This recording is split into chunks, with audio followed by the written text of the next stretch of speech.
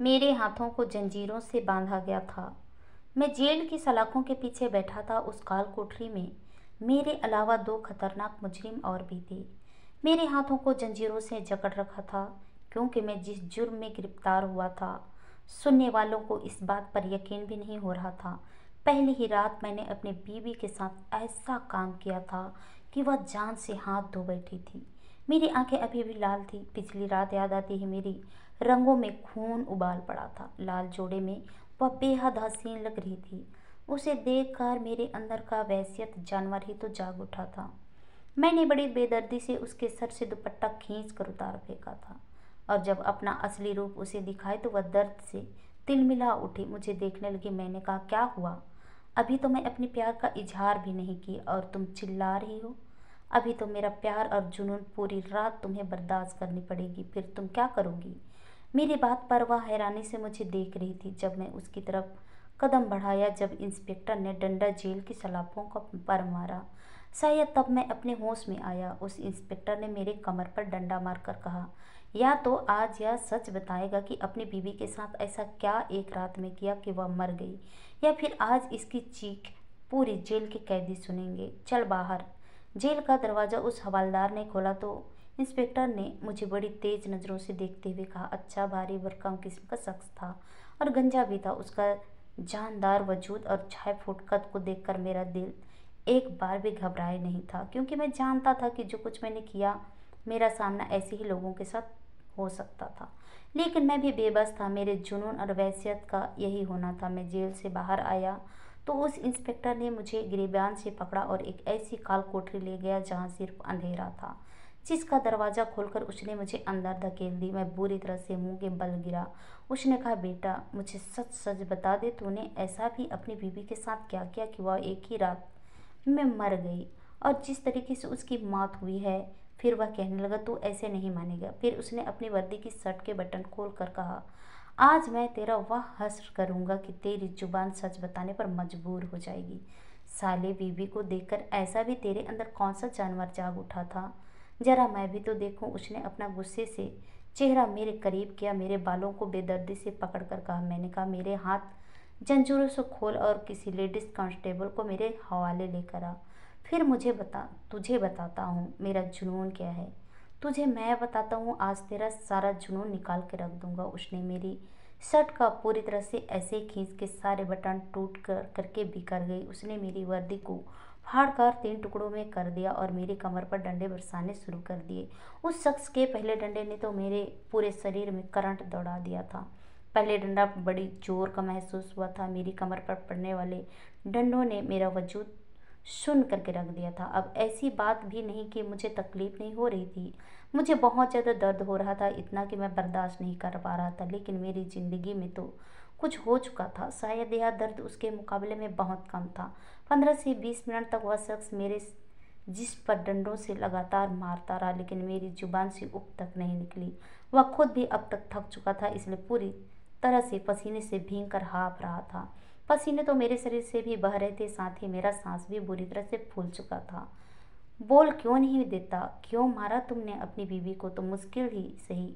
लेकिन मैं मुस्कुराकर उसकी तरफ देखा। मैंने कहा, मैंने तो उसको मोहब्बत की थी, अब वह सह नहीं सकी तो मैं क्या कर सकता हूँ? और दावे थे उसने ज़िंदगी गुजारने के लिए किए थे, या तो उसे मुझसे शादी करने से पहले सोचना चाहिए था। इंस्पेक्टर कहने लगा, हमारे सामने ज़्यादा ड्रामेबाजी मत कर। पोस्टमार्टम की रिपोर्ट कल तक आ जाएगी, उसी से पता चल जाएगा कि तूने अपनी बीवी के साथ क्या किया है। यह सुनकर पहली बार मेरा दिल धड़का था, क्योंकि पोस्टमार्टम रिपोर्ट तो वाकई मेरे हर राज को खोल देती। मैं खामोश हो गया। उसके घर वाले कहते हैं, तूने जानबूझकर उसकी बेटी को अपने प्यार के जाल में फंसाया था और फिर उसका कत्ल कर दिया। यह तेरी सोची समझी साजिश थी। यह मौत तेरी सोची समझी साजिश थी। यह मौत कोई इत्तेफाक या मौत नहीं थी। कल की रिपोर्ट तुझे मुजरिम साबित कर देगी। फिर देख तेरा हश्र क्या होता है। बचेगा तो तू भी नहीं। यह कहकर वह जेल से बाहर निकल गया। मुझे भी हवलदार ले जाकर वहीं बंद कर दिया जिस जेल में मैं पहले था। वहाँ मौजूद दोनों कैदी मुझे चुपचाप देखकर कुछ हैरान थे, क्योंकि मेरे वजूद पर पड़ने वाले डंडों से अब खून बह रहा था। मैं खामोशी से बहुत मुश्किल से एक कोने में बैठ गया। अपनी गुजरी जिंदगी के बारे में सोचने लगा, जो कि मेरे लिए एक भयानक हादसा था। एक मर्द सब कुछ बर्दाश्त कर देता है, औरत की बेवफाई नहीं सह सकता। मेरे साथ भी कुछ ऐसा ही मामला हुआ था। जिस फ्लैट में मैं रहता था, पूनम भी वहीं पर रहती थी। हम एक ही अपार्टमेंट में रहते थे।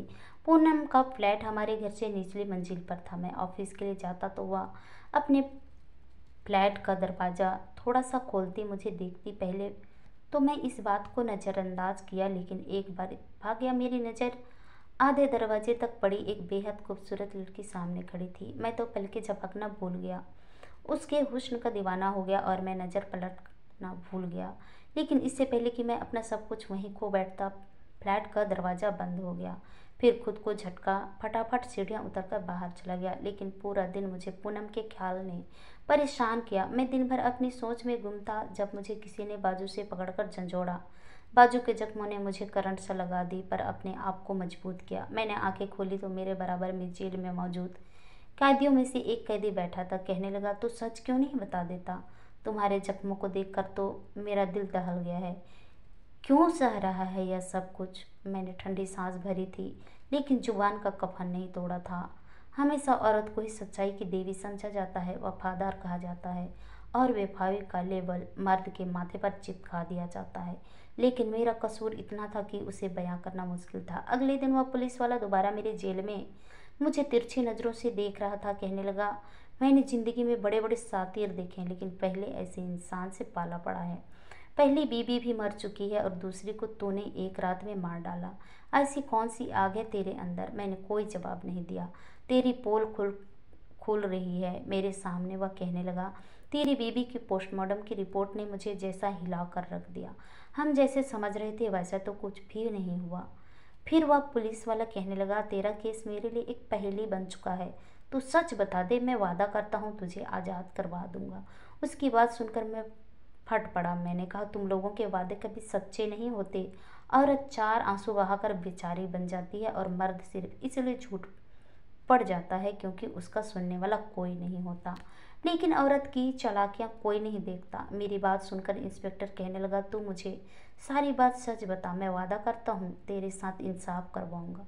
मैंने कोई जवाब नहीं दिया, क्योंकि मैं जानता था कि यह सारे झूठे वादे हैं। उसने मेरी जेल का दरवाज़ा खोला जहाँ उसने मेरा डिमांड लिया था, लेकिन इस बार वहाँ पर और दो कुर्सियाँ रखी थी।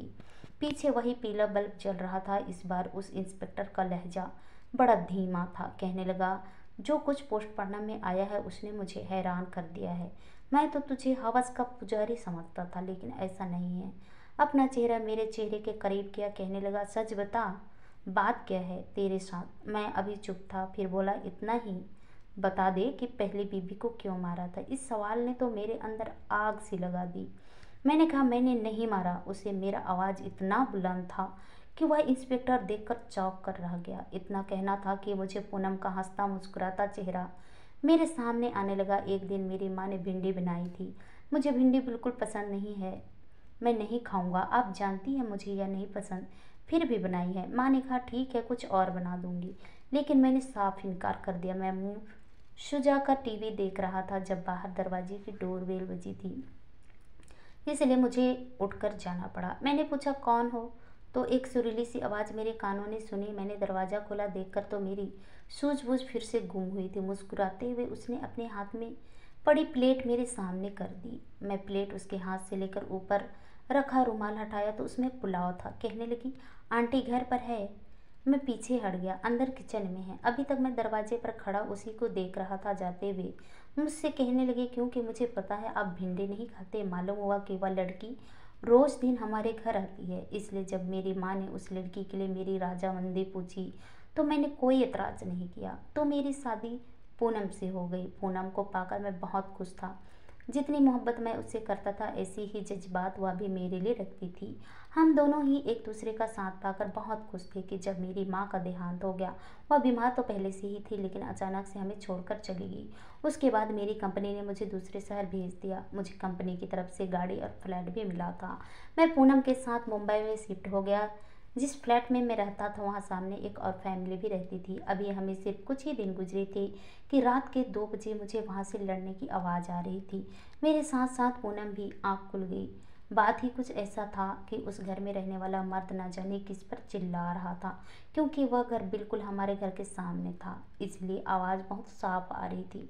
अगले दिन मैं ऑफिस जाने के लिए जैसे ही अपने फ्लैट से निकला, एक 40-45 साल का शख्स भी इस वक्त सामने वाले फ्लैट से निकला और उसके पीछे फ्लैट के दरवाजे पर खड़ी लड़की के चेहरे पर जख्म और खरोच के निशान थे। मैंने बस एक सरसरी सी नज़र उस पर डाली थी, लेकिन उसके चेहरे के जख्मों ने मुझे दोबारा उसे देखने पर मजबूर किया था। लेकिन मैं फौरन से नज़र बदलकर नीचे उतर गया। पता नहीं वह शख्स क्यों अपनी बेटी को मारता था, किस बात पर उनका झगड़ा होता था। वह लड़की मुश्किल से 20 साल की थी। 2 दिन बाद मुझे फिर वही आवाज़ सुनाई देने लगी और फिर तो जैसे यह सिलसिला ही शुरू हो चुका था। हर 2 दिन 3 दिन ऐसा ही शोर और झगड़ा हमें सुनाई देने लगा।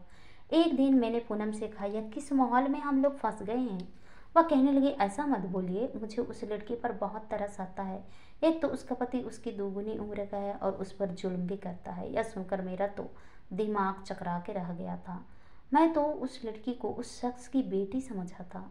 मैं एकदम से उठकर बैठ गया। मैंने कहा, क्या कहा तुमने? वह लड़की उसकी बेटी है, बीवी है? कहने लगी, हाँ बेचारी बड़ी ही मुश्किल में है।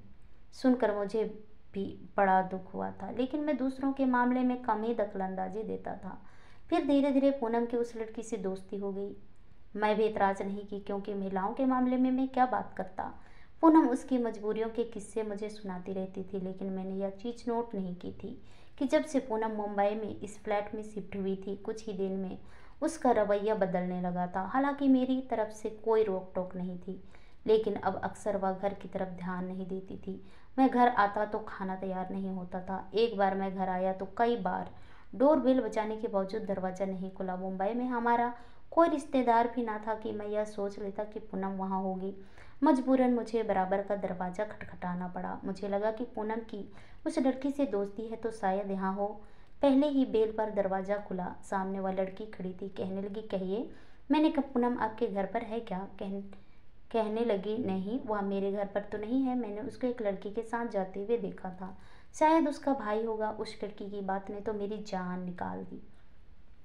मैं जेब से अपना मोबाइल निकाला और पूनम का नंबर मिलाया। रिंग जा रही थी, लेकिन वह फ़ोन नहीं उठा रही थी। अब मुझे परेशानी लाख होने लगी। वह कहाँ गई थी और किस नौजवान के साथ गई थी? वह लड़की कहने लगी, आप ऐसा करें, कुछ देर मेरे घर पर बैठ जाइए। पूनम आएगी तो फिर आप अपने घर चले जाइएगा।